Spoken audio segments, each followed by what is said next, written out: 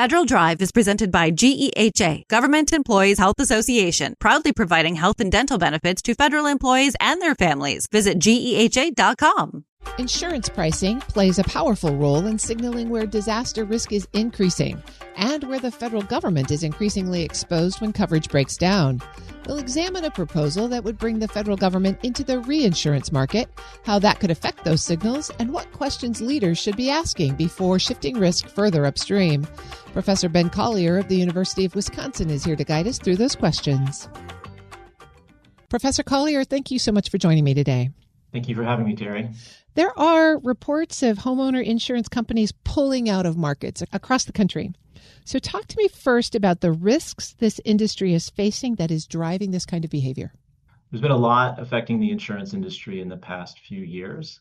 To name a few things, there's a broader perception that risks are increasing that insurers cover: wildfires, hurricanes, severe thunderstorms, hail, and so on.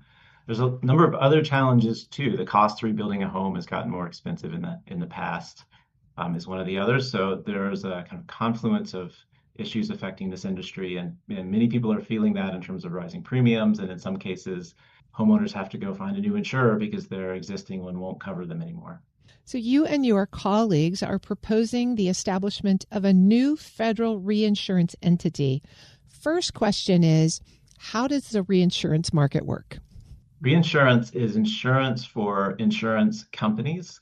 A local insurance company operating in a high-risk area, so an area like a coastal community affected by hurricanes or a community affected by wildfire risks, for example, that local insurance company can't manage the risk of a big catastrophe there very effectively because so many policyholders will be affected at the same time. So these local insurance companies buy reinsurance from these global firms that are able to spread that disaster risk across a globally diversified portfolio. What gap then would a federal reinsurer be meant to fill? One of the challenges of these growing climate risks is that the size of these events seems to be increasing substantially. And so think of more severe hurricanes than in the past, record-breaking wildfires, and so on. And the reinsurance industry has trouble fully smoothing out diversifying U.S. catastrophe risks. When a big event occurs, the industry needs to pay billions of dollars in claims, and that's challenging for this industry to do. They have to set aside large amounts of capital in preparation for those events.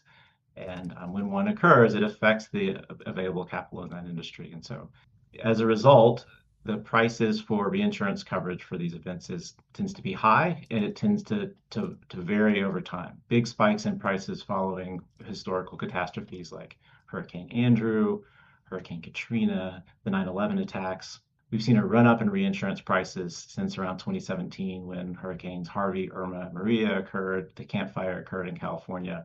And since then, we've seen large price increases that have then been passed on to consumers in higher risk areas as well. How would the government moving into this space be different from what it's currently doing today? It offers flood insurance, for example. So there are a number of countries around the world that have the kind of entity that we're proposing, which is this reinsurance entity is distinct from an insurance company that you or I or other households might go to buy insurance from directly. In flood insurance, people are buying products directly from the National Flood Insurance Program. For this type of government reinsurance industry, it would be a backstop to the insurance and the reinsurance sector. So you as individuals wouldn't be interacting with this entity. This would be something that's covering the really severe catastrophes. Instead of relying exclusively on the private reinsurance industry to provide the funding for those. You mentioned that there are institutions like this in other countries. Isn't the United States kind of unique in this space, just given our size, our geographic diversity, our exposure to such a variety of natural disasters? We are unique in many ways, and the U.S. is large compared to many other countries. It's more geographically diversified. It's higher income than much of the world. It also has more disaster risk. This has meant that a lot of the global reinsurance risk is U.S. disaster risks that are being held by those entities, and that has limited that industry's ability to fully smooth out those risks and is part of what's driving to the higher and volatile costs of reinsurance in the U.S. I'm speaking with Professor Ben Collier. He's an associate professor of risk and insurance at the University of Wisconsin. Professor Collier, I feel like I have to ask, though, don't we want those risks to be reflected in the market? I mean, there are some places you just probably shouldn't build a house anymore. Does this idea of the government stepping in to balance that risk mitigate the market signals that we actually want to have people respond to? I think that's a great question. And one of the things that we would want to make sure in creating an entity like this is that the prices that people are paying still reflect their underlying risk. Roughly, think about two different types of expenses going into homeowners insurance premiums in these high risk areas. One is the risk of damage to your specific property, and there's a cost to that, and insurance provides a price signal related to that risk. And there's another piece of insurance that people are paying for, which is that when a catastrophe occurs, the insurer needs to pay potentially billions of dollars in claims at one time. And holding all of those funds in check for the next catastrophe, that part is also extremely costly. And that's the part where a government reinsurer could help make progress in lowering those costs. When you think about federal agencies that are already managing disaster response missions or housing or infrastructure investment, what would this model change for them operationally, not just in theory, but how risk gets assessed and managed upstream?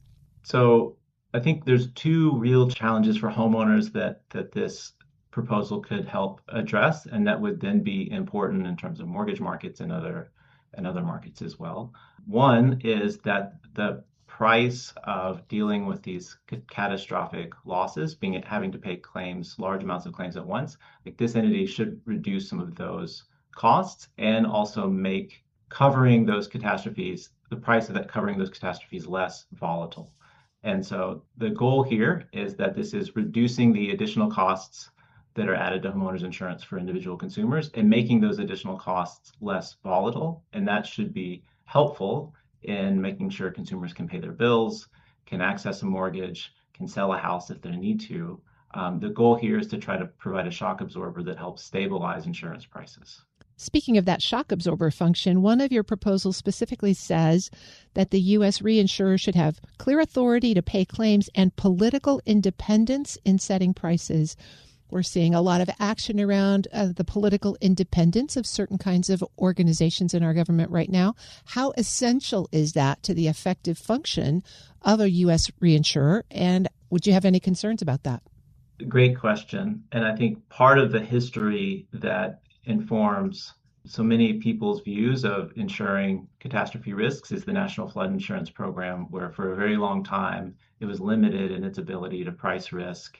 It didn't operate with independence, and that this actually created challenges with encouraging people to move out of harm's way or to improve their home and so on. And I think there's a long legacy there that we hope this entity would not fall into. The independence seems crucial for ensuring that it's pricing risk and not creating a similar type of distortion. And we certainly have examples in the government of independent entities. The Federal Reserve is one of those examples that has some arm's length ability to operate. And I think concern for us would be that if this entity, US Re, did not have independence, that it could create harm instead of doing good, and that if it's underpricing risk, encouraging people to live in harm's way, that would be a problem.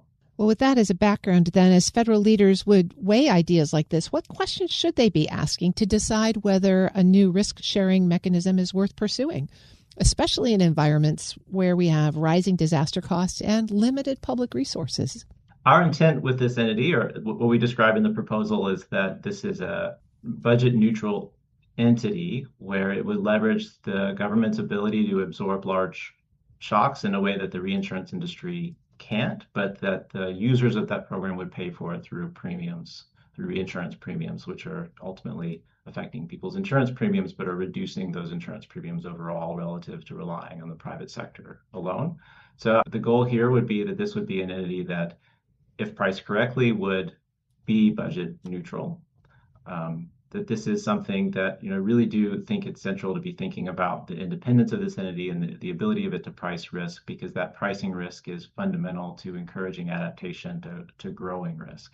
I've been speaking with Ben Collier. He's an associate professor of risk and insurance at the University of Wisconsin. Professor Collier, thank you so much for joining me today and for explaining this proposal. We'll see how it pans out.